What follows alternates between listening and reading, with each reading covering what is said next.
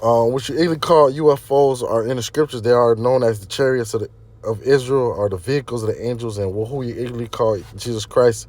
Yahweh Shai is going to come on the Father's ship where every eye going to see him. So it's mentioned as clouds, pillar of fire, a wheel within a wheel, a mountain. Um, is I missing anything? All right. So let's start at Exodus 13, dealing with when we was in the wilderness.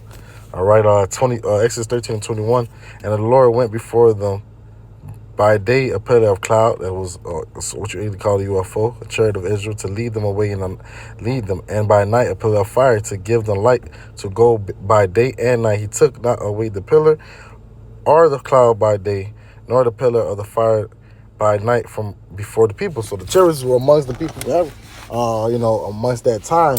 The Lord never, there was with them to guide them, all right, in the wilderness. There was their protection.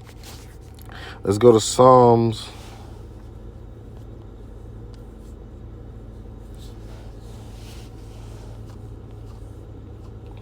68 and 17. Psalm 68 and 17. The chariots of God are 20,000, even 1,000 of angels. All right, 1,000 of angels, Salakia.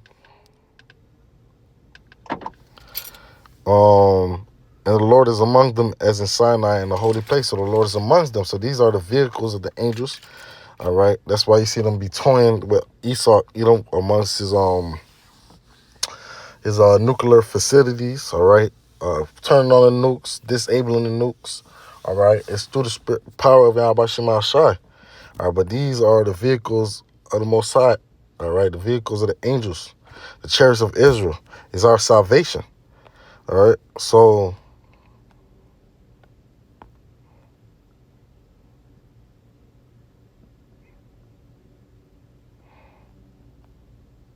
let's go to Ezekiel, the first chapter, going a will within a will. Ezekiel 1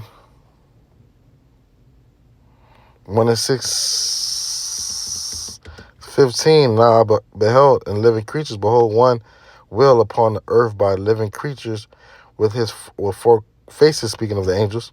And the appearance of the wheels and their work was like unto the color of beryl, and therefore had one likeness in their appearance, and their works were as it were a wheel in the middle of a wheel. And when you look at it, a chariot, you look like it is a wheel within a wheel. That's what you call English call a UFO.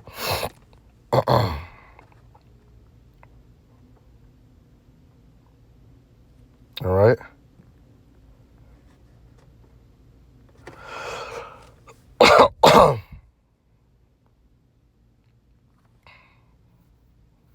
That amber looking. So I'm gonna jump down.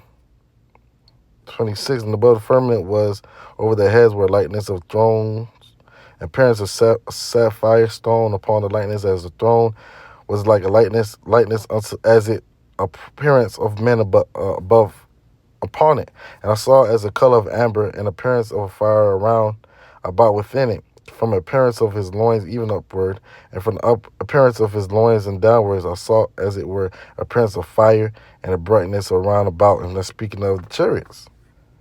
And the appearance of the bow that is in the cloud, and the day of rain, so was the appearance of the brightness around about. This was appearance of likeness of the glory of the Lord. When I saw it, I fell upon my face, and I heard a voice of one that spake. So those are what you English call the chariots. English call the UFOs. The English call the UFO is the chariots of Yahweh Shema Shai Salakia.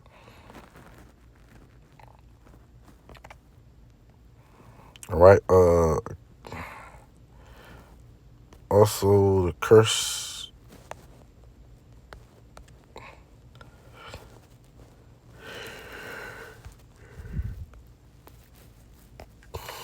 Let's see, Zechariah 9.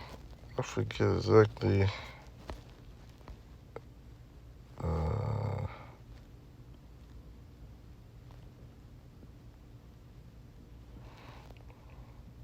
also go with chariots too.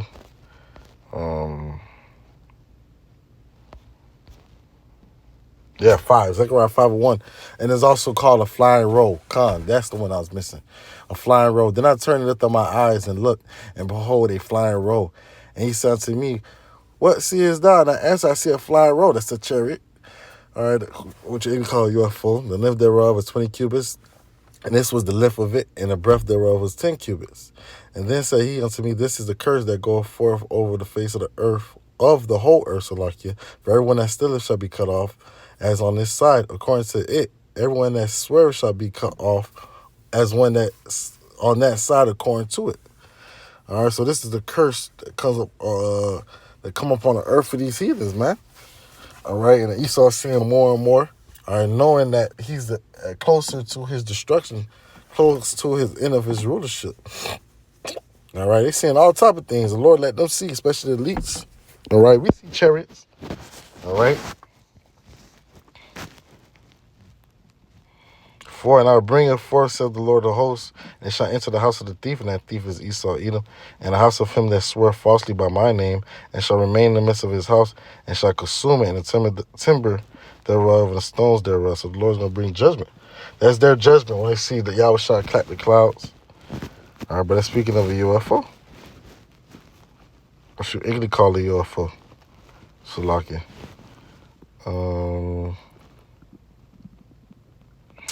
I can even get the account with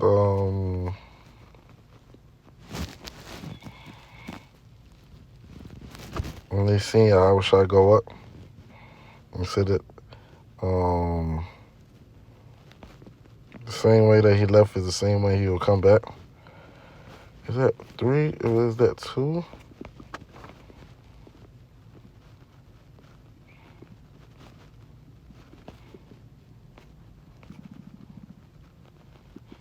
Oh. All right. Acts 1:9. And when he had spoken these things while they beheld, he was taken up, Yahushua, taken amongst from the disciples, and the cloud received them out of their sight. That cloud, which you can call a UFO. And while they looked steadfastly towards the heaven as he went up, behold, 2 men stood by them in white apparel, the angels, which also say, ye men of Galilee, why stand ye gazing up unto heaven? This same Yahushua which is taken up from you unto heaven shall so come in like manner as ye have seen him go into heaven. So the same day he went in the chariot, he comes back on the fathership, man. And we'll go to when we go to 2nd Ezra 13, you'll see Revelations.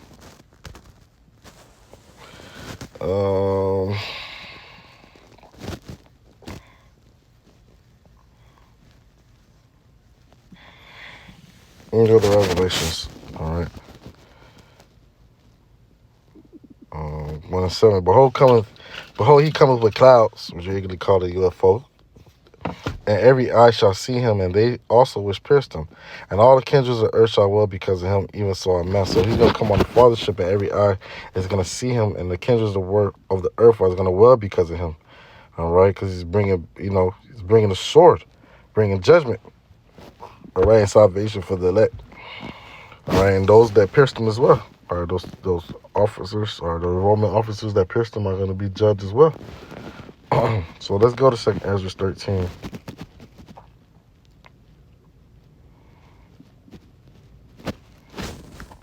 So in Ezra 13:1, and speaking of a mountain, Ezra thought it was a mountain. That's how big it was.